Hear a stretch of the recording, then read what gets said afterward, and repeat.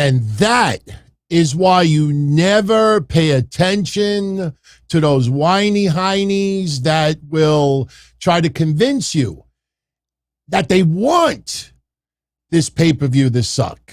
Oh, no Roman Reigns. No Brock Lesnar.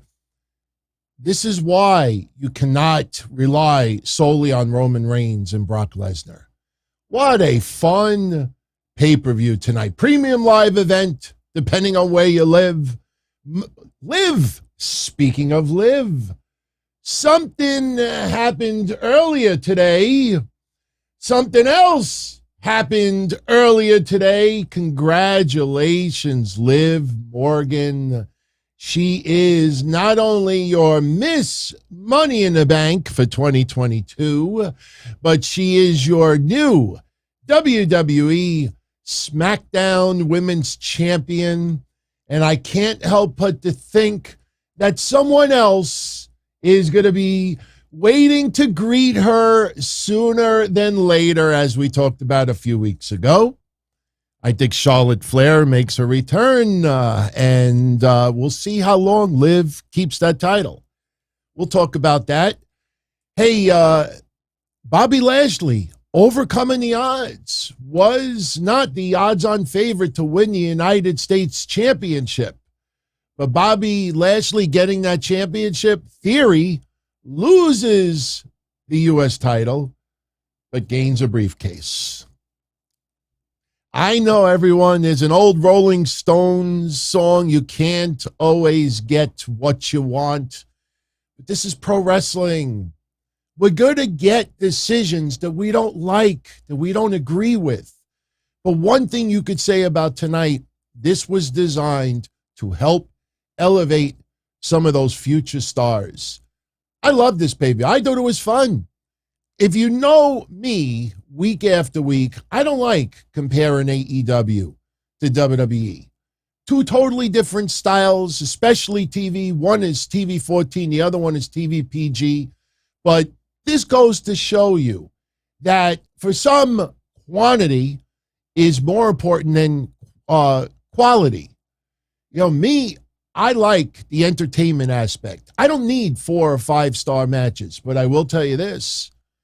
The Usos versus the Street Profits, I know in the last 24 hours, we were making a lot of comments about how that the stipulation that the Street Profits were entitled to was that there was no stipulation. Maybe the stipulation should have been something. But what an absolute fire match that they put on. I tell you, we're doing this show literally 2 minutes after Money in the Bank goes off the air. I'm sure there's going to be some comments that I think about, that some of you will think about after this recap is over. And tomorrow night, 8:05 p.m., July 3rd, for anybody that's watching this afterwards, I will be back here for the Don Tony Show. We will talk more about tonight, any fallout from it, maybe some injury updates. Shotzi Blackheart. I don't know if her head hitting the back of the ladder kind of made her off for the rest of that match, but man, I felt bad for her. You got to ignore the noise online. Oh, release her, get rid of her. Tony Khan, excuse me. The other Khan, Nick Khan, sitting ringside. He cannot be thrilled. She took a nice little shot in the back of her head. But she had a rough night tonight, no question. She hit her head. If you remember the spot with Becky, she tried to do a move. I took notes, so when we get to it, I'll remember the exact spot. But she tried to jump off the left corner rope, and she landed kind of awkwardly on the mat, and the back of her head hit the edge of the ladder. That spot a lot of people may not have seen, but there were other spots as well. And yeah, this looked pretty freaking painful. I watched the replay of that, and it looked like that Alexa Bliss was trying to tell Shotzi something, and she went ahead and finished the move anyway. And let's hope Alexa Bliss was okay. Not easy to get a whole bunch of screenshots while you're taking notes and trying to enjoy the event. But something else we have to talk about tonight. I have the whole video. Now, I know if I play it in little drips and drabs throughout the show, we will have no problems here. But this is copyrighted footage, and we have to adhere to guidelines. Now, for those that don't know what I'm talking about, tonight at Money in the Bank, a cryptic video aired. And this is only one screenshot, but it was very confusing. We saw gold medals. We saw a lot of scenes that made people immediately think that Bray Wyatt is making his return. But then we had some odd things. If you looked at the video closely, it looked like some references to the Hardys. Also, I took these two screenshots. I wasn't sure first, and I actually had to go on a custom website. Now, you see back there, I have Daphne custom Georgia plates that I had made up myself. I still have about 50 of them. I think later on, next month, we'll give a few away. Just not a contest, but just, in memory of Daphne. I had those custom made. So I went on the website tonight and I checked to see with Texas license plates, can you custom make two words together with no space? And guess what? You can. And for those that don't know what I'm talking about, during that video clip, let's make it a little clearer. There you go. You look at it and it kind of looks like Latino Heat, Texas license plate. That is where Eddie Guerrero is buried, by the way, for those that don't know. You want to see a funeral, a video of someone visiting the grave of Eddie Guerrero, check out a channel, Lamont at Large, Lamont. I love his channel, always showing support. He shouts me out once in a while as well. You could see the grave. A little interesting tidbit about that grave. It has nothing to do with tonight, but I figured I'd share it. We talked about it once before. When Eddie Guerrero was first buried, Vicky's name was etched on the stone as well. Obviously, she's still with us, thank God. But it had her year of birth. But obviously, since she's still here, it doesn't have a year of passing. But she was etched on the stone next to Eddie. Years later, a new stone for Eddie was made. I have pictures of both, but to me, I think that's a little creepy for me to post. But a new stone was made for Eddie, and Vicky's name is not on it. I'm not trying to stir controversy. I would never. It's too personal for me, but, to ask anybody. But little tidbit, in case anybody sees the video and says, hey, wait a minute, I thought Vicky's name was there, just so you know the details. But this was the first screenshot that I got tonight, and this was the second screenshot. And if you look at it, no, it's not L.A. Heat. It's not L.A. Knight either. See the O and the L and the A? It looks like it's Latino Heat. Can't see the sticker on the plate, but it would not surprise me if that sticker is from back in the day, retro plate. A lot of people think, based on this video, it leads to just Edge. And I'll tell you the funny thing about it. If this video is for the return of Edge, think about all those goofy reports that WWE wanted to go a sci-fi route with Judgment Day, and Edge said no, which is laughable when you think about that by itself. And then tonight we watched that video, and it looks like a lot of sci-fi supernatural. It's pretty funny. But I'm going to play the whole segment for you tonight, but we have to do it in drips and drabs. That's the only way I could show it to you. So as you watch it, you take in a couple of clips, and you start realizing to yourself, could this be Edge? Could it be Bray Wyatt? Some people thought Gable Steveson because of the gold medal that was seen. Hell, it was up to me. Give me all of them. Start a new faction. Have him feud with Judgment Day. I'm sure it would work. I thought this was a really fun pay-per-view, premium live event. Ronda Rousey, I thought that was cool that she showed respect to Liv Morgan, giving her the hug. Obviously this was, scripted. Ronda Rousey showing no signs of turning heel, but I think we could all agree, Ronda Rousey has not been the same since she returned to WWE. I don't know what it is. I mean, we look at the vignettes and we see some of the things, and we can obviously, she feels too scripted.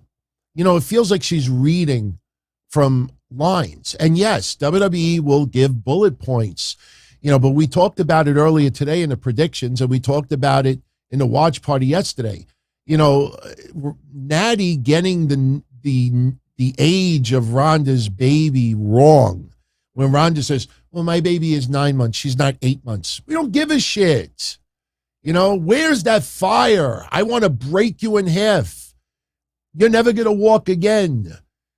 Your bazoombas are going to be where your buttocks are. That fire seems lost. She just doesn't feel like that energy is there. And I know that she wants to, but something is off. So this title change tonight, probably the best way you could have done it. Now, I don't know if people thought about it.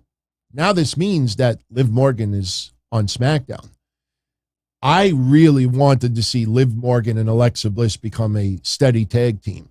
So that seems out the window as of right now. But we'll talk about all the matches. We'll run it down. I'm just giving you my initial thoughts. And but I tell you, a real fun event, very manageable. What, about 3 hours, 10 minutes? Can't complain about that whatsoever. But man, that Usos Street Profits match, the first half of it started off pretty rawish, pretty SmackDown-ish. Didn't feel special. That second half, man. This is the best match that they have ever had. And let me tell you something. I like I said, I took some notes, but I really felt good tonight for Angelo Dawkins. Angelo Dawkins, if you pay attention to social media, a lot of places on social media are talking about, Montez Ford, big single star. It's about to happen. He's getting jacked. And, you kind of feel bad for Angelo Dawkins because all the focus is on Montez Ford. When Angelo Dawkins got that hot tag towards the latter part of the match, that guy was smooth as silk and hit move after move after move after move. And it really felt like this was kind of like frustration on his part towards the IWC. Now, look, of course, he loves the fact that everybody believes Montez Ford is going to be a major superstar. But, I don't think he wants to feel like, hey, I'm not just the Marty Jannetty of the team. He's got a lot of worth as well. And I really appreciated a lot of his offense. Go back and watch the second half of that match, especially Angelo Dawkins' work, and you'll see exactly what I'm talking about. So, all right. We got this 5 spot from Jordan that came in. Do I think Theory will cash in on whichever babyface beats Roman Reigns? Theory is not becoming heavyweight champion anytime soon. This gives focus on Theory. Chicken shit trolling Theory is going to continue trolling now with the briefcase. He's going to show up and he's going to act like, that he could cash in whenever he wants. Now, look, if Roman doesn't show up, Theory could show up with the briefcase as much as he wants. There's nobody to cash it into. But he is going to annoy the shit out of us. And I guarantee you, every time Roman Reigns makes an appearance, Theory will probably show up. But look, this is a guy that is a future star, no question. What this also does is if Theory does face John Cena at SummerSlam, now because Theory doesn't have the United States Championship, now John Cena can beat Theory and there's no championship to be lost. And Theory does not lose his briefcase. So no, this was all done just to keep eyes on Theory. But in the end, I don't see Theory becoming a heavyweight champion. You got Cody, you got Drew, you got Lashley, you got others. And speaking of Lashley, I think a lot of people, even though we were happy for Lashley winning that championship tonight, we also realized that by WWE giving him the United States Championship, he ain't going for no heavyweight title anytime soon. So if you're cool with that, I'm cool with it as well. So, all right, let's get into the matches, shall we? Let's pull it up. WWE Money in the Bank. Oh, you know what? Before we even do that, I wanted to show you this. This was Money in the Bank 1 year ago. We were supposed to get Bianca Belair defending the SmackDown Women's Championship against Bayley, but she had the injury, and Bayley's been out ever since. She will be back soon. We talked about it earlier today. We'll talk about it more tomorrow. Roman Reigns beating Edge last year in a spectacular match that won a half an hour. Bobby Lashley versus Kofi Kingston. Rhea Ripley versus Charlotte. In the men's Money in the Bank, we have Big E, John Morrison, Ricochet, Riddle, Drew McIntyre, Kevin Owens. On the women's side, we had Zelina Vega, Asuka, Naomi, Alexa Bliss, Nikki Ash, and Carmella. Not too much has changed as far as roster since then. But let's talk about tonight, because that's what it's all about. Pre-show, we had Kayla Braxton, Booker T, JBL, Peter Rosenberg, and Kevin Patrick. And congratulations to Peter Rosenberg. He just got engaged. So very cool for him. One other note, Kayla Braxton. Now, of course, she could only say this for the time being. Well, when she was hyping up the men's Money in the Bank ladder match during the pre-show, she said the winner of the ladder match gets a guaranteed WWE Universal Championship match. So she's hyping it up as unified. I think that's just designed because Roman is currently, he has the belts unified. That kind of tells me that Theory may cash in that belt early, cash in the briefcase early, but I don't believe in a winning effort. But who knows down the line? I mean, the belts could end up split, and then Theory attempts to cash in. I just don't see him having a championship. But we had the opening match, Lacey Evans versus Alexa Bliss versus Liv Morgan, Raquel Rodriguez, Asuka, Shotzi Blackheart, and Becky Lynch. By the way, I want these glasses that Becky Lynch had. You know, I was joking online earlier, and I said, you know, whoever, if Becky Lynch wins, I want her to dress in the Money in the Bank briefcase colors. She came out dressed in those colors, but it was a very physical match. I hope you all took notice that the fans are really behind Becky Lynch, at least in Las Vegas they are, because we had two different times tonight where Becky Lynch and Asuka were going at it in the middle of the ring. You heard a loud, clear Becky chant. Becky, Becky, Becky. Go back and check it out. The fans were big time behind Bex. But early on, there was a lot of brawling outside the ring. Becky and Asuka started off in the ring. Raquel Rodriguez, she hits the ring and ends up landing a double suplex onto Liv Morgan and Becky Lynch on a ladder. Early on, if you go back and watch it, Raquel Rodriguez seemed a little bit off as well. She seemed a little bit confused. I'm sure nerves played a lot into that as well. Definitely had some nerves. Brian Becerra, happy anniversary, my friend. 16 months as a channel member. After the tag team unification match, he was Jeff Hardy level, but staying at home and Money in the Bank went downhill for him. Well, you know, that's your right to feel that way. I thought this event was hot. I thought this event for beginning 10, I kind of felt bad for Ronda Rousey following the Usos and the Street Profits. I'm like, how do you follow that? Well, you have Liv Morgan cash in and win the championship, but that was kind of hard to, you know, follow. But getting back to the women's match, Raquel Rodriguez early in the match seemed way off, but she picked it up after a little while. Asuka is the first to climb the ladder, but is stopped by Lacey Evans. Couple of dumb moves throughout the night. Oh, and there was one moment tonight I legitimately was laughing. Tonight. I will share it with you later. It had to do with the men's Money in the Bank match. I don't know if you caught a certain spot, but I started laughing. No, it's not when Omos was buried underneath the ladders. I'll tell you later. I promise you, when I tell you, you'll go back and watch it, and when you see it, you'll crack out laughing. But Asuka's the first to climb the ladder. Lacey stops it, but a dumb move. Instead of pulling Asuka off the ladder, Lacey decides to climb the other ladder instead. It was kind of goofy. Becky ultimately knocks them off. But when she knocks them off, they both land on their feet. We had that happen a couple of times tonight. I don't know if you noticed that.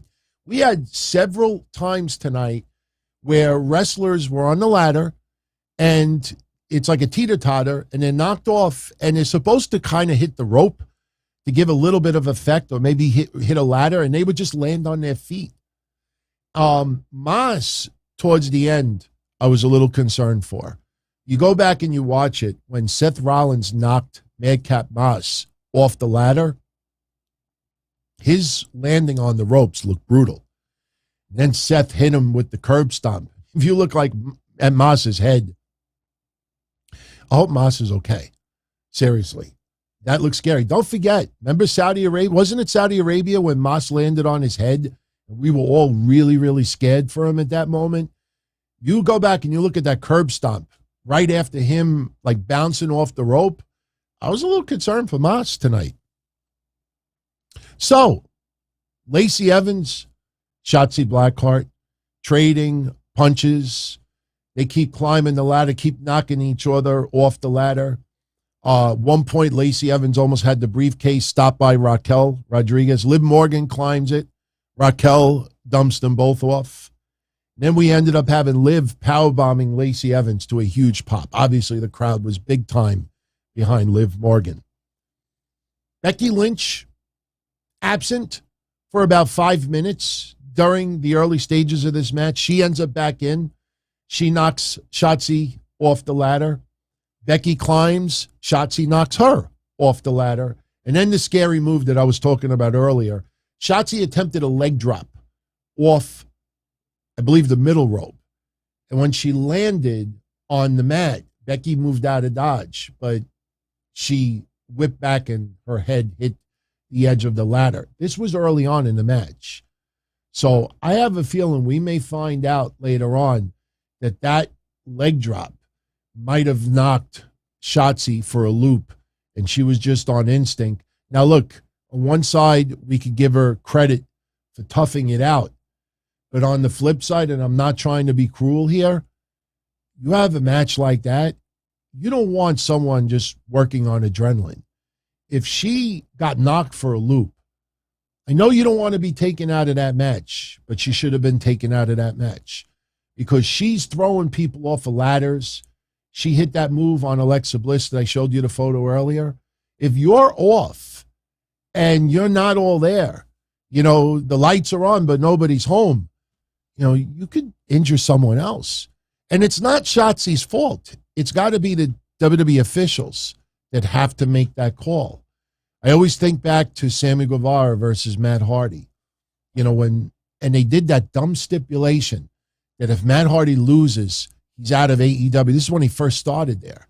If they would not have had that stipulation, the match would have been over at that point. No one online wanted to admit that because everybody's trying to rub elbows. You know the deal. But Matt Hardy was in no condition to continue. But because they did that stipulation, if they would have called the match, it would have been stupid. Why would they make an exception that, Matt Hardy lost, but he could stay? They continued the match because of it. And Matt Hardy told the referee that he was fine. That's not Matt Hardy's call to say. How many of you out there ever got hurt playing sports or something else, especially for those that were tremendously ego-driven in their earlier days, like me, with a very, just stupid, ignorant, young teenage Italian. You're woozy. You're all not. Are you all right? Yeah, I'm all right. and you know you're in no condition. So Shotzi has that spot that was very, very scary.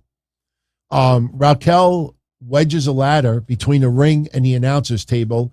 We had a little bit of a faux pas there as well. Raquel was supposed to lay Asuka on the ladder. She tried to pick her up, bare strength, and she couldn't. And good for them to improvise and kind of did like a Huracan Rana, but the fans picked up on it and they were not thrilled. Asuka teasing a leg, armbar submission, but eventually Asuka gets on the ladder, and then here comes Becky climbing another ladder outside the ring. The crowd is once again going nuts for Becky, chanting for Becky. She does a leg drop off the ladder, and Asuka is pretty much out for a majority of the remainder of the match. So towards the end of the match, we had Shotzi and Raquel brawling one-on-one. Lacey Evans and Liv Morgan on one ladder. Shotzi and Raquel are on the other ladder. Becky shows up, knocks both ladders off, and then she climbs the ladder herself. And here comes Liv Morgan. Liv sets up a second ladder. She climbs up. Becky pushes the ladder.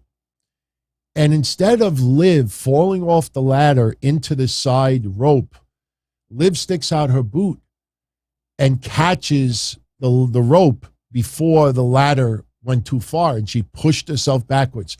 Really, really good spot. I mean, you don't see that spot often, if ever. So Liv catches the rope, pushes her back. Her ladder is back, standing up. She knocks Becky Lynch off the ladder, grabs the briefcase.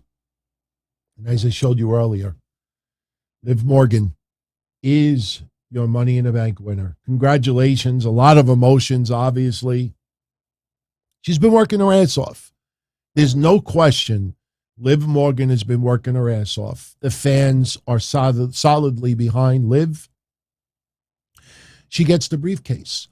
Later on, she's interviewed. Do you know when you're going to cash it in and who you're going to cash it in? And she's very emotional. She says, look, for tonight, I just want to celebrate. So we thought. All right, next match tonight. Only 6 matches, so we should be able to run through these pretty quickly. Theory versus Lashley for the United States Championship. Jesus. Go back and watch that match. That Las Vegas crowd was so into Bobby Lashley. I mean, look, they are not happy with Theory either. A lot of Theory sucks chants, but that crowd was so into this match. I mean, look, there is go away heat. We all know what that is. And for a while, I think a lot of people thought that Theory had go away heat. When you have go away heat, it doesn't matter who you're rooting for. You lose that energy getting into the match. This crowd was so into this match. I was taken back by how hardcore they were into this match. And that's a compliment. So early on in the match, we hear loud Bobby chants, and then we hear let's go Bobby chants. Lashley early on with a beautiful looking choke slam. Theory, as we teased in the predictions, chicken shit. Keep rolling out of dodge. Keep trying to avoid Lashley at all costs. Theory gets the upper hand early on, shoves Lashley into the ring post, getting loud Theory sucks chants. Lashley puts Theory on his shoulders, gets the upper hand, rams him into the post. Back and forth match for the majority of it. Theory recovers, gets the upper hand on Lashley a little bit, and then hits a beautiful looking left hook on Lashley for a 2. By the way, Lashley's mouth was split open pretty good. Some people thought it was from that left hook that Theory gave him. I think it was when Lashley was dumped head first in the turnbuckle. You go back and you look at it, it almost looks like he might have bit his lip or something, in his mouth. I mean, it looked kind of, you'll see it. As soon as he hits that turnbuckle, it looks like that's where he got it. I could be wrong, but it sure looked that way. So after a few minutes of Theory offense, Lashley regains the momentum. Theory attempts to dive into the ring onto Bobby Lashley, but he's caught into a jackhammer for 2.5. And then Theory throws Lashley into that corner turnbuckle. Theory with a drop kick for a 2. Once again, we get that tremendous, loud Bobby, Bobby, Bobby. And look, the odds-on favorite to win tonight was Theory, or at least retaining his championship. Look, my prediction was Bobby was going to win, but I did not think he was winning his championship. I thought Theory was either going to get disqualified or get himself counted out. But towards the end of the match, Theory hits a spear after raking Lashley's eyes, and I'm thinking, oh, God, here's the finish. And it was. But Theory attempts his own finisher, but Bobby Lashley reverses it, locks on the Hurt Lock. Listen to that crowd erupt when he landed the Hurt Lock. Theory taps out, and Bobby Lashley is your United States champion. Now, at this point, I got the Money in the Bank match wrong. I did say Lashley was going to win, but he wasn't winning the championship. So now I'm 0-2, and I'm saying to myself, you know what? I'm totally cool with that. Sometimes when you can't predict the winner, or if you're way off, that's good. That's good. You know, when wrestling is not as predictable, that's when it's the most fun. You know, we were so sure that Seth and Becky, or one or the other, was going to win the briefcase. For the women's side, it was coming down. I mean, Liv was the inspirational pick, but it was pretty much Asuka. Some people thought Lacey Evans. Some people thought Becky. Some people thought Liv. But on the men's side, almost everybody thought it was Seth Rollins. The predictions contest that we did, almost everybody was Seth Rollins. I mean, of course, we didn't know Theory was going to be in the match. But when wrestling is wrong, when you get your predictions wrong, sometimes that's when it's the most fun. So Fly picked Omos. Hey, props to you, man, if you picked Omos. Let me tell you something. Brother. Omos did fucking great tonight. He did good, with the exception of one moment. Yes, the comedy moment that I'm going to talk about involves Omos. Hang tight for a few moments. All right, so we go to the next match. I thought this was a letdown. Bianca Belair retaining the Raw Women's Championship over Carmella. Now, look, that prediction, everybody had. Everybody and their mother predicted Bianca. I'm not saying that was off. This match was very, very short, very abrupt. I don't know if you noticed it, but Carmella, now remember, Las Vegas, casinos, prostitution is legal. I believe it is. So please, I don't want anybody to get really upset at this.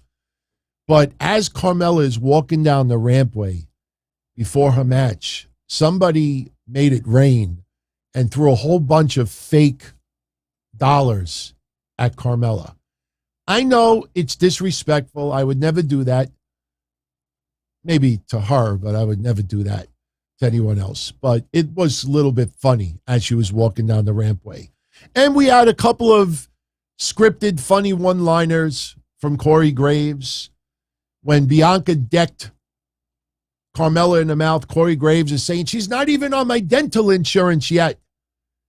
When Bianca hit the KOD, Corey's like, what am I going to do with this case of Dom Perignon? But maybe Rhea Ripley is not yet ready to return. Don't know.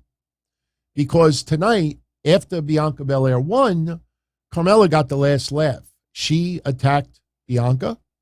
So this feud is not finished yet. Maybe it just bleeds into Raw Monday night. That could very well be. I don't see Bianca versus Carmella at SummerSlam.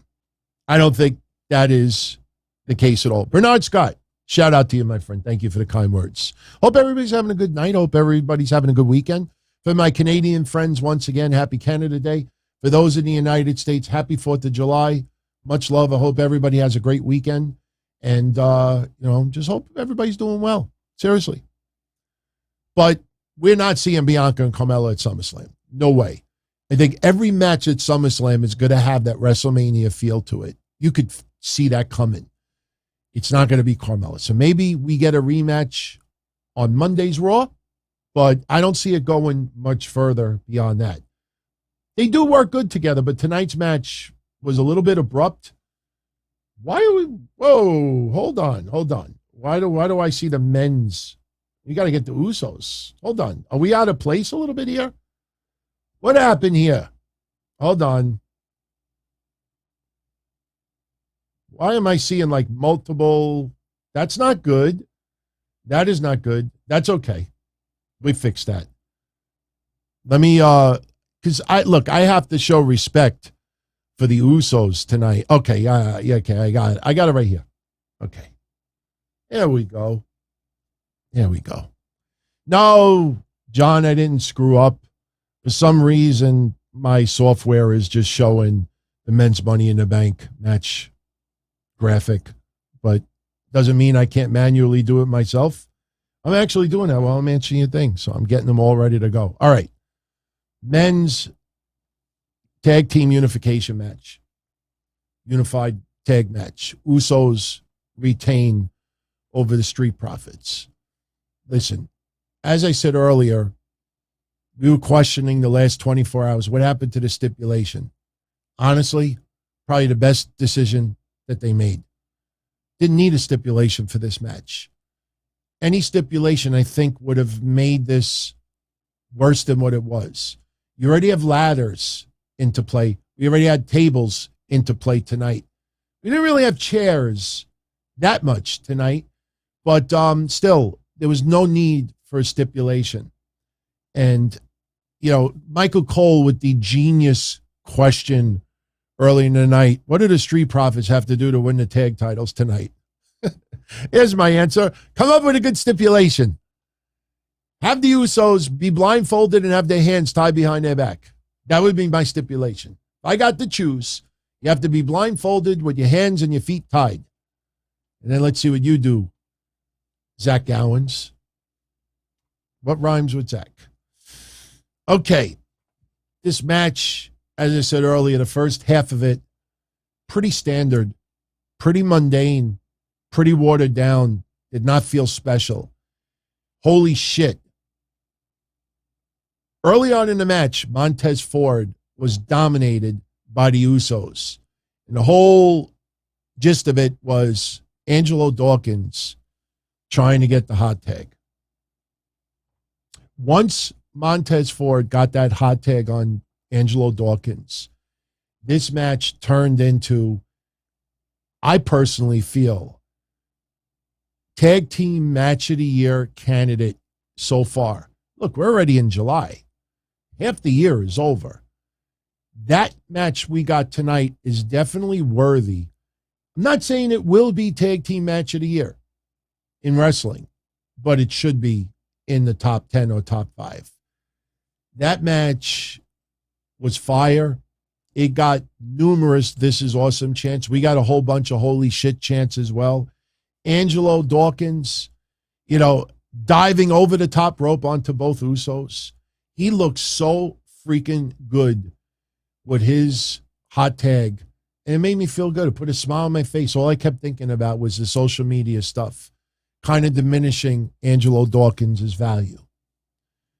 So we get a double blockbuster by the Street Profits on the Jimmy Uso, only for a 2 count. A lot of people thought, holy shit, Street Profits may actually be getting this tonight. I got news for you. For the last couple of weeks, no joke, for the last couple of weeks, one of the most repeated question that a lot of you have asked me is, who do I think is going to dethrone the Usos? And I didn't know. And I said it might be a team that's not even a tag team on the main roster right now. After tonight, I think the Street Profits are that team. This match was so freaking good, and it's leading to SummerSlam based on what the finish was. We had Angelo Dawkins and Jimmy Uso with a slugfest in the middle of the ring. You know, it's too played out, too many matches that do it, but the crowd, as long as they keep getting into it, you're going to see AEW and WWE impacting everyone else. Keep repeating it. We had a double super kick onto Montez Ford, but only for a 2 count. Montez Ford ultimately gets back in the match and throws both guys outside the ring. And here we go once again. Montez Ford running from one side to the other corner of the ring, jumps over the ropes, over the corner post, onto both Usos. And they're pointing out, this guy's put on about 25 pounds of muscle. He hasn't lost a step. His elevation is still as high as it can be. And the crowd is going nuts. They're going nuts. Montez Ford with a frog splash onto Jey Uso, but Jimmy breaks it up at 2 3/4. Then we get the end of the match. Both teams staring down each other in the middle of the ring. After that battle, it reminded me of the final round of a boxing match. You go to the middle right before the bell rings, or the bell rings and you just in the middle, that stare down for a brief second, and then there they go. Jimmy Uso and Angelo Dawkins brawl outside. Unfortunately, Angelo is tossed over the guardrail. The Usos are back in the ring with Montez Ford, and they hit 3D for the win. But there's some controversy. We get a reverse camera angle after the match is over, and we see that Montez Ford's shoulder is totally off of the mat. Referee couldn't see it. So Montez Ford with his shoulder off the mat, and Montez visibly pissed off, and, you know, they're playing it off on TV. So, you know, a rematch is in order, and it's going to be SummerSlam. SummerSlam's only 3 weeks away, friends. It's only 3 weeks away. SummerSlam's in 3 weeks, not 4, 5, or 6, 3. So you literally only have 3 Raws left, 3 SmackDowns left before you got SummerSlam. It's going to be here before you realize it. So if this Friday on SmackDown, Adam Pearce, or maybe tomorrow on Raw, Adam Pearce announces a rematch at SummerSlam, there's only 2 more Raws before SummerSlam. So this is a match that's going to happen. And as of right now, I would not be surprised if the Street Profits win those tag titles at SummerSlam. Spectacular match. Loved every minute of the second half, because the first half was kind of dull. We get the Kevin Owens video package, which was very well done. Now we get the cryptic video. I'm going to show you a couple of clips. We'll play a little bit here and there. Like I said, I really can't do too much now. Pay very close attention on your video screen or your phone. I want you to see this is the very beginning of it. Okay, so far, you know, it looks like just some locks, some candles. Okay, we'll go back to it. Nothing so far. Kind of just feels dark. You know, could be anybody. I'll show you a little bit more. All right, there we go. We got a cross. We got gates. Now we start getting some teasers. We'll get back to that in a little bit. Look, when I first saw it, I thought Bray Wyatt as well. But as the video goes on, as you will see, I can't rewind it. Oh, yes, I can. Maybe I can. Let me see. Let me see if I can rewind it. Hold on. You're going to see something. Hold on. Let me see if I can find it. You're going to see something that says Hardy. Trying to find the spot. It's not that easy when you got, I think it's this spot right here. Let's go back. Let's see. Look at it closely. See? That spot right there looked like it said Hardy. I'm going to try to stop right on it. Hold on. We're getting to it. There you go. Was that Hardy or is that Dudley? Something we keep going. You know, you could pause it and you could watch some of it back. We'll go back to it. Those are Hardy gloves. Thank you. Thank you. Yeah, because the more you watch it, the more you feel it's Edge, not Bray Wyatt. But as I said tonight, give me a whole faction. Give me a whole faction. We'll see. We'll see. Because there's a lot of rumors about Bray Wyatt making his return. And look, I'm not going to judge Edge. But if you actually look at this video, the person that's walking around looks a little bit shorter and looks a little bit, I don't want to say heavy, because Bray Wyatt is no longer heavy. But if you look at the person walking around, the person looks a little stocky. All right. Moving on. We got Ronda Rousey retaining the championship over Natalya. We've talked about this for quite some time now. Ronda Rousey, something is off. I think Ronda Rousey realized it. WWE obviously realized it. And with Charlotte Flair making a return, fans do not want Charlotte Flair versus Ronda going into SummerSlam. We're already getting the repeat of Roman Reigns and Brock Lesnar. So something needed to change here. Now, obviously, the Liv Morgan that was around when Charlotte was here last, remember, there was some interaction between Charlotte Flair and Liv Morgan. How you like me now? So with Charlotte returning, you know, that could very well be her opponent at SummerSlam. You know, I know a lot of people were reporting that Charlotte Flair is returning in August. I talked about this 2 weeks ago. It's going to be much sooner than that. You don't think that WWE's not going to want to bring Charlotte back for SummerSlam? Hell yeah. This match tonight, to me, it was stuck in the mud. Ronda Rousey got, you know, nice amount of cheers, but also got her share of boos. You know, we had, you know, a couple of submission teases during this match. Ronda Rousey teasing the sharpshooter. Ultimately, Natalya gets to work on Ronda's leg a little bit, and that was the story of this. Ronda Rousey's leg was injured. She wasn't knocked unconscious. Her leg was injured. So Natalya trying to put the sharpshooter on Ronda Rousey, trying to get Ronda Rousey to submit. But instead, Ronda Rousey locks on an armbar submission. So that was too painful for Natalya to continue. Natalya taps out. And Ronda Rousey is still your SmackDown Women's Champion, but she is injured. Her leg is messed up. And next thing you know, Liv Morgan's music hits. And if you look at Ronda Rousey, she actually says, fuck. Or no, I think she might have said shit. She was not happy to hear Liv Morgan's music. Liv Morgan comes out. Crowd is feeling it. Giving me Dolph Ziggler vibes. She runs in the ring. She's cashing in that briefcase. There is no ifs, ands, or buts. You can tell she's cashing that son of a bitch in. She gives it to the referee. Everybody is losing their shit. Holy shit, she's cashing it in. It's going to be Ronda Rousey versus Liv Morgan. And almost immediately, Ronda Rousey puts the ankle lock on Liv. And I thought, honestly, it's over. It's over.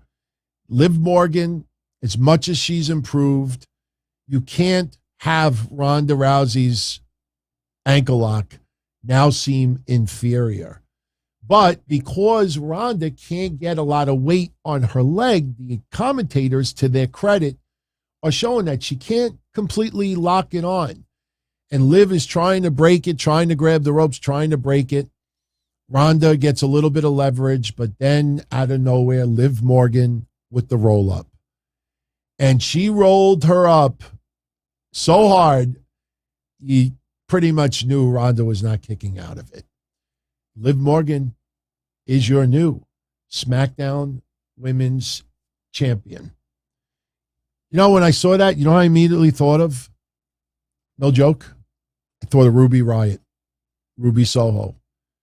Somewhere, if you think that titles don't matter and wrestling, is just entertainment, I guarantee you somewhere Ruby Soho was bawling tears. What was her other partner's name that was in the Riot Squad? Just drawing a blank right now. She was crying like a baby. And Naomi showed a lot of love for Liv earlier when she won the briefcase. She showed it online. And Sarah Logan, thank you very much, everybody. Sarah Logan. You look at the reaction in the wrestling world to Liv Morgan winning that championship, and you understand that,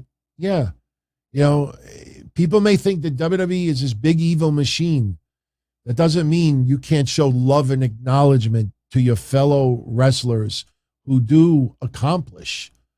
A lot of people may feel that WWE's Women's Championship is shit. They may think the titles don't matter. Say that to Liv Morgan. Say that to Ruby Soho. Say that to everybody else who absolutely loved what they saw tonight. It was a wonderful thing. After the match was over, we get a little bit of a stare down. I think a lot of people thought the possibility of Ronda Rousey turning heel. I think that would be a little bit too much with Charlotte Flair returning. Having Ronda and Charlotte as heels, I think that would be a bit much.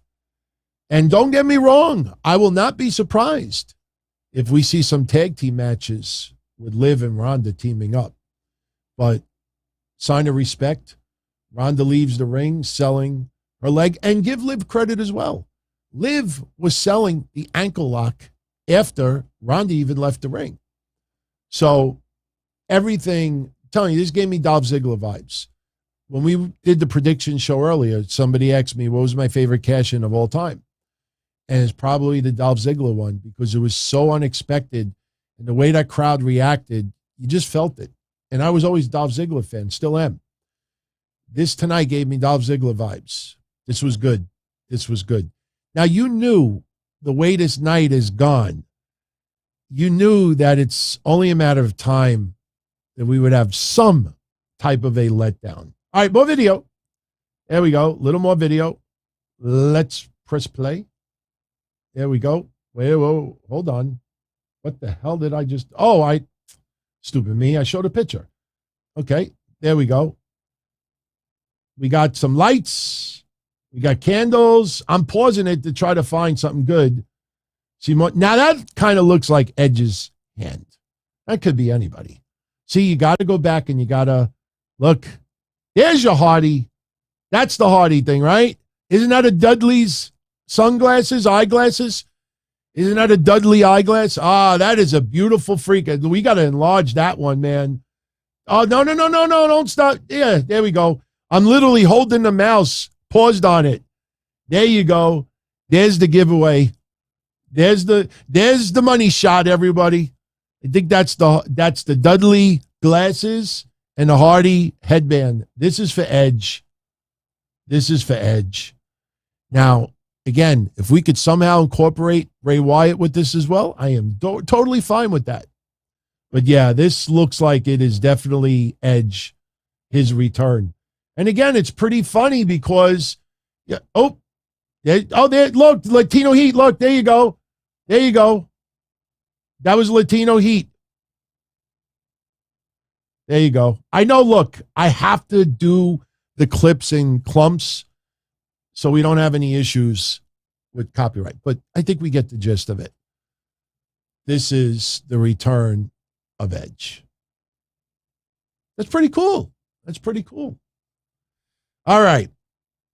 So now we get to the main event. Men's Money in the Bank ladder match. Riddle versus Rollins versus Drew McIntyre, Omos, Sheamus, Madcap Moss, and Sami Zayn. Sami Zayn coming out with the Bloodline shirt. He is saying on camera, for you, Big Oos. No, he did not win. He will not be sacrificing that briefcase to the Bloodline. But we get a surprise. We get a freaking surprise. Adam Pearce, he doesn't need to qualify. He could get inserted. Why he didn't just say that Mr. McMahon requested this person to be added. That would have triggered so many people online. I thought Mr. McMahon was out of power. Yeah, he still had a creative. You want to rub it in. It's like an open wound. You want to rub salt on it. Adam Pearce should have just simply said, Mr. McMahon has instructed me that we are adding an additional person. And it's Theory. So now you're thinking to yourself, shit. This son of a bitch could possibly win Money in the Bank. And sure enough, he did. Early on in the match, Omos is taking out bodies. He's taking everybody out. Sheamus tries to take out Omos. Nope. Seth tries to take him out. Nope. Riddle. Nope. Moss. Nope. Drew McIntyre. Yep. By the way, Sami Zayn hiding. He wants nothing to do with Omos. Riddle takes out Rollins early on with the bro bomb, but Sami then enters the ring, chucks him out of the ring. Sami and Madcap Moss go at it for a little bit. Riddle and Moss climb the ladder. Opposite sides, Omos takes them both out. Omos chokeslams Theory. Early on, Omos looking pretty damn good. Anybody out there that says Omos sucked tonight is just looking to bash WWE. But there was one moment that made me laugh. I mean, I literally watched it back twice and was laughing out loud. You got to go back and see it. Early on in the match, after Omos chokeslams Theory, Omos teases that he's climbing the ladder for the first time to get the briefcase. You got to go back and you watch this. I promise you, you'll laugh your ass off. Omos is on the second step. There's like 10 to 12 steps on the ladder. He's only on the second step. He's all the way down here. He's on the second step. Moss and Drew McIntyre are in the ring. Moss is trying to push the ladder sideways to knock Omos off. He can't. Omos is too big. So Drew McIntyre gets the other side of the ladder, and they're both pushing the ladder to knock Omos off. The problem was Omos was only on the second step. I swear to God, when he knocked Omos off the ladder, his feet went down like 6 inches. He went like this. It's the funniest thing. You got to go back and you watch it. They knock Omos off the ladder, but he's only on the second step. He fell off. It's like a little kid. You know what it's like? It's like getting off a bus, and you get off the school bus. There's like this much off the floor, and you're on the bottom step, and you just like jump off. Oh my God, you got to see it. It made my night. I watched it twice. Like, no, I don't know. Is Omos scared of heights? If he's legit scared of heights, they should have played it into the storyline. He literally, oh my God, I promise you, go back and see. I was looking for somebody online to put the video clip up. Nothing. I couldn't stop laughing when I saw it. You got to go check it out. So anyway, right after this, they knock Omos out of the ring. And then everybody throws chairs on Omos, except for Seth Rollins. Seth Rollins is smart enough. He's in the ring setting up a ladder. He wants to climb the ladder. So once they realize that Seth Rollins is in the ring, everybody changes their focus. They get back in the ring. Theory goes at it with Rollins a little bit. Theory teases getting the briefcase. Moss stops him. Sami Zayn gets involved. And then Moss powerbombs Sami Zayn onto a ladder. And that looked pretty stiff. Go back and watch it. That was in the corner. Sami took like a nice spill on that ladder. Drew McIntyre climbs the ladder. He's knocked off by Sheamus, who then hits white noise on Drew McIntyre. He then hits a hangman DDT, or Riddle lands a hangman DDT onto Sheamus,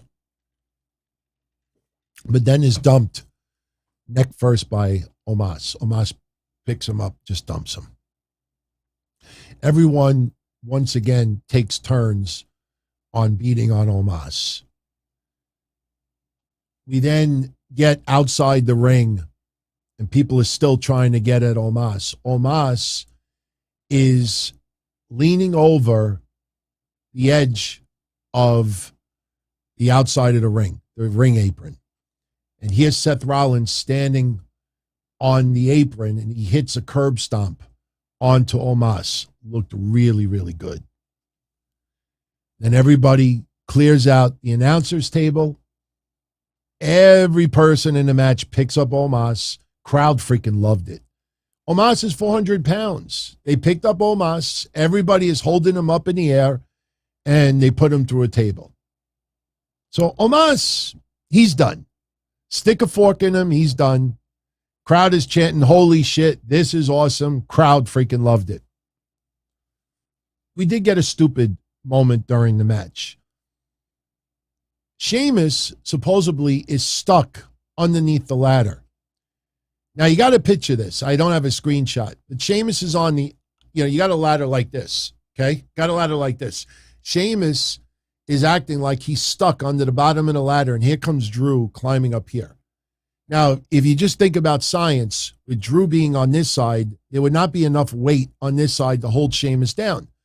So Sheamus is acting like he can't get out, and Drew starts climbing the ladder. But then here comes Butch. Butch stops Drew. He attempts a sleeper. Drew tries to climb the ladder a little bit. Butch is still too annoying. So now when Drew gets off the ladder, oh, look, I can get free. Sheamus gets free, hits a knee onto Drew, but Butch seemed to get the brunt of it. Sheamus climbs the ladder, and then Drew tries to climb the ladder as well. He drops Sheamus, hits a claymore on Butch. Butch is now out for the count. Drew once again tries to climb the ladder. Sheamus stops him. Now we're getting to the end of the match. And I'm thinking, where the hell is Rollins out of all of this? Drew and Sheamus are climbing the ladder, and here comes Sami Zayn. Sami Zayn dumps Drew and Sheamus off the ladder. So they're pretty much out of it. Sami Zayn climbs the ladder, but he's kind of prematurely celebrating that he's about to win. It just like kind of pauses, takes his time, and unfortunately, that was his demise. Moss stops him, and then Rollins takes out Moss, like I said earlier. It looked pretty brutal. Moss landed on the rope, looked like a little whiplash, and then sets curb stomp. Go watch it back in slow motion. I hope Moss is okay. Hope he didn't get banged up at all. Looked kind of brutal. So now Rollins climbs the ladder. Riddle grabs another ladder that's even higher than the one that's in the ring. Riddle climbs the other ladder. Riddle and Rollins are battling back and forth. Rollins, unfortunately, teasing that he's getting the briefcase. He could grab it. Riddle's too far away. But Rollins trying to grab the briefcase, can't actually hold on to it. And then Riddle, with one of the most amazing moves of the night, hits an RKO from the top of the ladder onto Seth Rollins. So now you realize that Rollins is out of it. So now Riddle gets his composure, and he starts climbing the ladder slowly. Crowd is chanting, holy shit. They're going nuts. They think Riddle is actually going to win this. Unfortunately, we all forgot about Theory. Now, the other guys were already laid out, so they're done. Theory climbs the other side of the ladder. He's going at it with Riddle. Unfortunately, the slugfest didn't look as brutal as it should have. And Theory gets the upper hand and kind of gets a shot on Riddle and then just pushes him off the ladder. Felt a little bit underwhelming, but Theory pushes him off the ladder, and now the air is let out of the boom. Fuck. Theory grabs the briefcase. Theory is your Money in the Bank winner.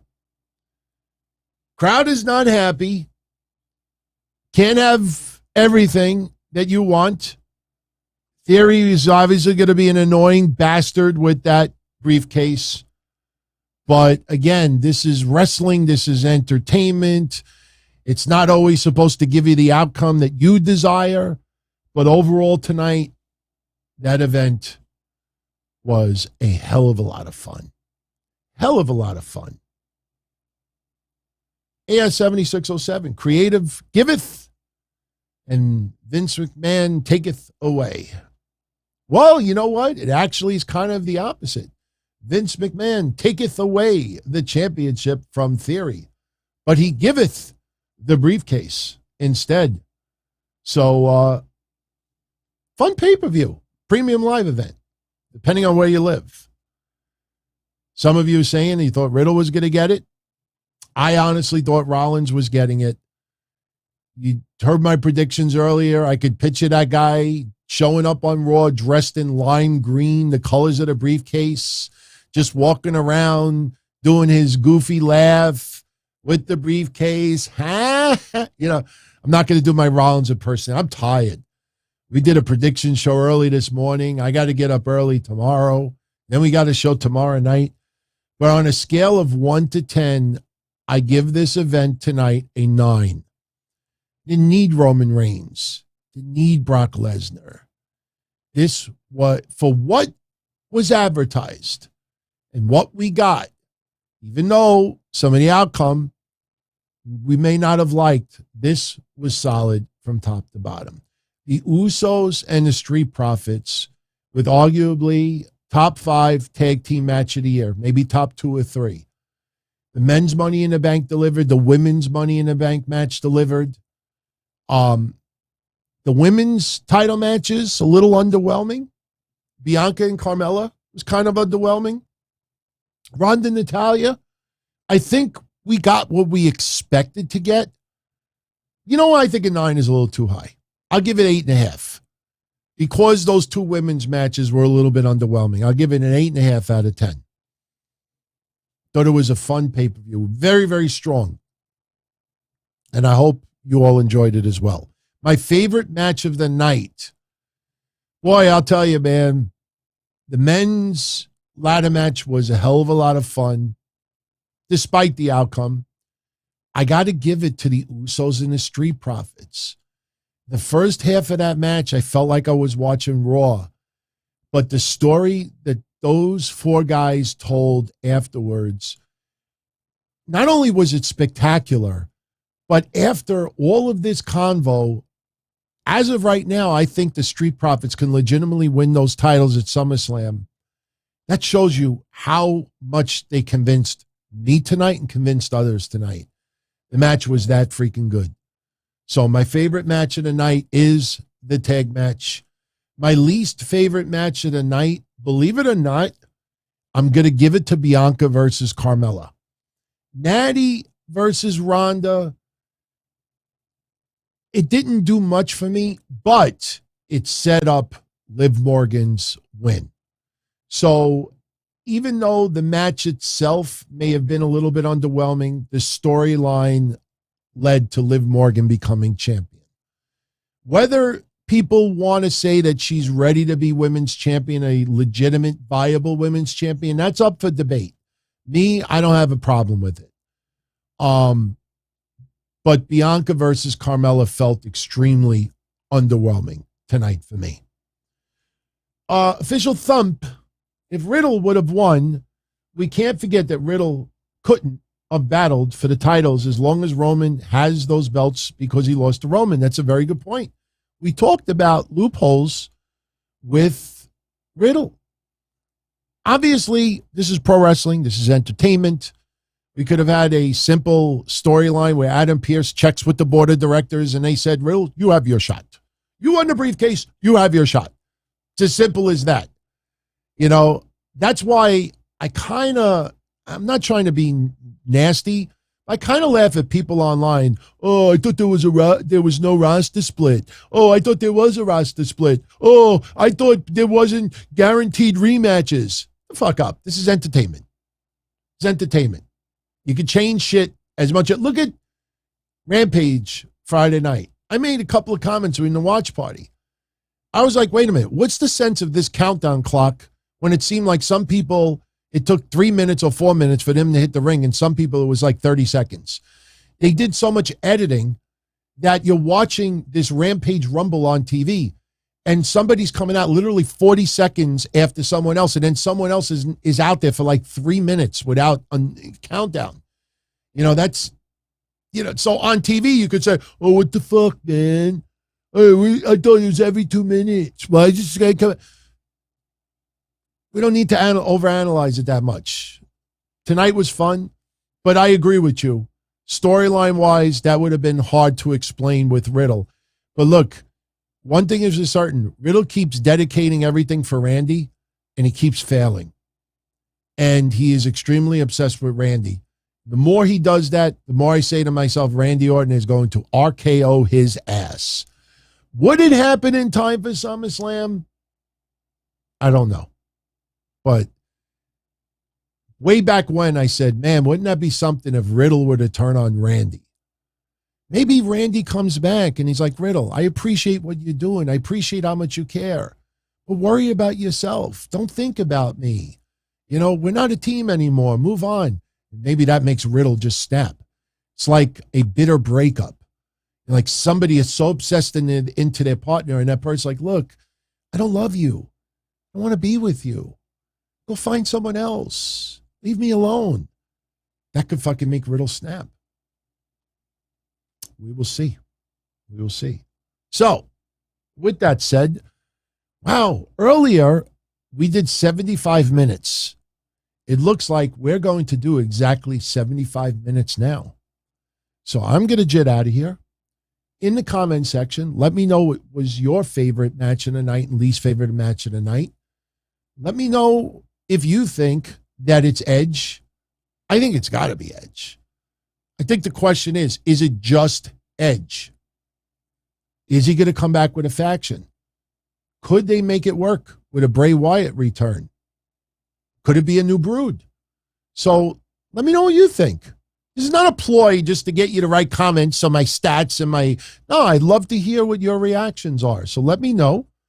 Now, don't forget, if you're around tomorrow night, Sunday night, July 3rd, 8:05 p.m., I will be live right here for the Don Tony Show. We will talk about WWE signing Rey Mysterio's younger brother. I kind of did pretty good with the Photoshop. We were talking about it in a watch party yesterday. I'm like, you think it'll look goofy if I put Logan with the Rey Mysterio mask on and I could just use a play on Elias? Like, hey, he signed Rey Mysterio's younger brother. And some people are like, oh, I think they were being polite to tell me, nah, I don't think it's a good idea. It was either that, everybody, or Maximum Male Models. So, yeah, tomorrow night we'll talk about Maximum Male Models. Oh, I promise you, anybody that goes back with me to old Don Tony, the Don Tony that I would probably get my ass in a crazy amount of trouble, if I did talked and acted like I did 15 years ago. We're going to talk about Joey Ryan being fired from Disney. Not only do I have video of the ride that Joey Ryan was hosting, but I cut it down to 1 minute in length. And I'm going to voice over some of what you see. And it's pretty fucking hilarious. You see apes. You see elephants squirting water out of their nose. And just picture a long, thick trunk blowing water out of its nose. Could you picture Joey Ryan on the Jungle Cruise, emceeing everyone? He's looking at the fat lady in the front row. Look at Joey the elephant. He's gushing water out of his thick, hard trunk. You want to make out? Oh my God. It's so freaking creepy to think that this guy, they're riding in the middle of nowhere. He could have just anchored and went into one of those bullshit Disney caves and could have, oh man. Oh, wait till you see the ride that just picture Joey Ryan sucking on a lollipop. And he's like, look at those apes over there. They're about to mate. Want to make out? Oh, God. Ew. Yeah, we'll talk about Mace tomorrow. I'm not calling Mace. I said it yesterday and I'll repeat it. They got to double his name. When he comes out, no, not my name is Mace. He's got to be like to me, it's like the Real Housewives of Atlanta. He's got to be Mace. And we'll talk about Monsoir. We have fun tomorrow night. I promise you. 8:05 start time. On your way out tonight, if you enjoyed today's show, you could do yours truly a solid. Hit that thumbs up. If you're not a subscriber yet, subscribe. We've been stuck on 30,200 for quite some time. I know most of you out there, you mingle, you mix between audio only and video over here. I don't expect everybody in droves, but if you're not a subscriber yet, subscribe. It's free. And if you know anyone out there that you think would like the channel, let them know about it. So I am out of here. Want to make out? Oh, God. Oh, man. Go look at the synopsis. Oh, we're going to talk about more sausage making. The sausage making with Bailey was pretty funny today. Bailey, I'll leave you with this. Bailey posts a video of the Performance Center. She's back in the Performance Center training. We showed you the pictures earlier of her and Sasha at Epcot this week. So she posts video of the Performance Center. I see exclusive breaking news, pay for my news today. We got an exclusive on Bailey. And I checked out the article, and all the article says is that we have learned that Bailey is training for a return. We just watched the fucking video on her social media of the Performance Center. Breaking news, everybody. Bailey is training for a return. That's sausage making. So, DHV says that I missed his super chat earlier. Holy shit. I didn't see this. My bad. Kindy, did I miss more than one? No, I missed yours. Okay, I'll finish it with that. Thank you for letting me know. And I'm sorry that you actually had to get my attention that way. I honestly didn't realize. You know why I didn't realize it? Because we did a show earlier today, and anybody that asked questions earlier, it's the same date.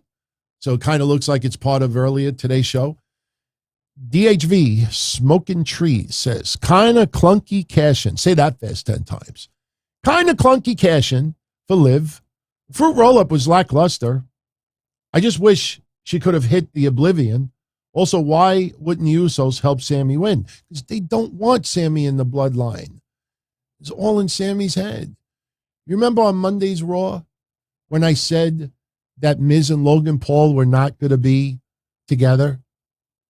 And few people disagreed with me. I said, no. In Miz's head, everything is cool with him and Logan Paul. But in reality, Logan Paul, this is before even Logan Paul signed the contract. This was a heel in his head thinking everything's okay. In Sami Zayn's head, he thinks he's a member of the bloodline. And Usos and Roman Reigns don't want nothing of it. So that's why they didn't help. They're not going to acknowledge him. They'll acknowledge Roman. They're not going to acknowledge Sammy. And as far as Liv, I don't think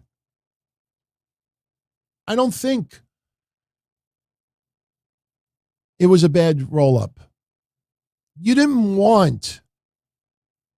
wanted Ronda to lose without losing any credibility.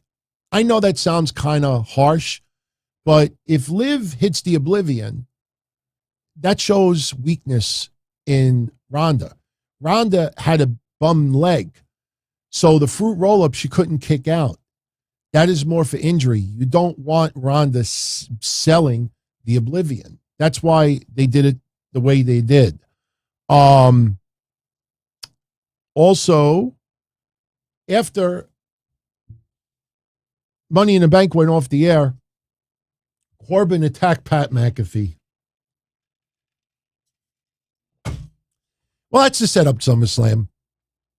Listen, we'll talk about it tomorrow, but I'll say this. Pat McAfee wrestling on SummerSlam, Logan Paul wrestling on SummerSlam, we're going to have like 12, 13 matches. Is it really a big deal that 2 matches feature less than part-time wrestlers? Pat McAfee is so good for WWE, and he's done outstanding, whether Adam Cole or the War Games or what he did at WrestleMania. Why would anybody in their right mind complain about Pat McAfee? I'm not even complaining that he's facing Corbin, because we're going to see Pat McAfee beat the shit out of Corbin. That's fine with me. You know Corbin's not getting off our TV, so it might as well be someone that we want to see him beat the shit out of. So McAfee, I'm fine. And Logan Paul did fine. Logan Paul signed a long-term deal, which we'll talk about tomorrow, and the guy is going to take it very seriously. I mean, his Instagram photo of him holding the contract is the most viewed WWE Instagram photo in history. The guy has got, what, tens of millions of people following him on YouTube? Do you realize the advertisement, the attention? There are going to be people who don't like wrestling who are going to watch SummerSlam just to see one of their favorites, Logan Paul, do what he does. When Bad Bunny makes his return, he's got billions of fans. You're going to have people that are going to tune in. It's like celebrity boxing, my friends. When celebrity boxing first came around, when some of the people that I followed here in New York, Joey Buttafuoco. Anybody remember that guy's name, Joey Buttafuoco? I mean, he's a dirtbag, but, you know, back in the 90s, when you're in your 20s and you hear that he banged some girl in Long Island, you know, you're like, wow, kind of envious of that guy. I mean, obviously the girl was underage, and, you know, it's Amy Fisher and the rest is it. Was she underage? I think she was. But the point is, when he was going to be in celebrity boxing, holy fucking shit, I got to see that. And he's going to fight China. So it's like celebrity boxing. Take someone in the entertainment world that you like, and you find out they're going to do celebrity boxing. There is a chance you may tune in just to see what one of your favorites does in a boxing ring. Same thing with wrestling. So, all right, we'll talk about it tomorrow, everyone. Be well. I tell you, it was good. We're still under 90 minutes tonight. I think we had a fun recap. We had a fun weekend, and it's not even over yet. This is only Saturday night. So I'm out of here. Everyone, have a great weekend. Have a great 4th. You're around Sunday night, 8 o'clock. Join me for a little while, and we'll continue this conversation then. So much love, everybody. Be well. You'll take care. As far back as I can remember, I always wanted to be a podcaster. For me to live any other way was nuts. To me, those goody-good people who worked shitty jobs for bum paychecks and took the subway to work every day and worried about their bills were dead. I mean, they were suckers. They had no balls. If I wanted something, I just took it. I ran everything. I paid the bills. I paid the host. I even paid the masked maniac. Everybody had their hands out. Everything was for the taking. We always called each other good fellas. You would always hear from somebody. You're gonna like Don Tony. He's all right. He's a good fella. He's one of us. But if you're part of my crew, nobody ever tells you they're gonna get rid of you. It doesn't happen that way. There weren't any arguments or curses like in the movies. See, your haters come with smiles. They come as your friends, the people who've claimed they care the most for your life. And now that's all over. And that's the best part. Today everything is different. There's lots of action. I don't have to wait around for everything like everyone else. Oh, I didn't get the vaccine? Fuck you, vaccine me. Oh, your delivery guy has COVID? Fuck you, feed me. Right after I moved here, I ordered egg noodles and ketchup, and I got spaghetti with meat sauce. I'm no longer an average nobody, while they get to live the rest of their lives like a bunch of schnooks.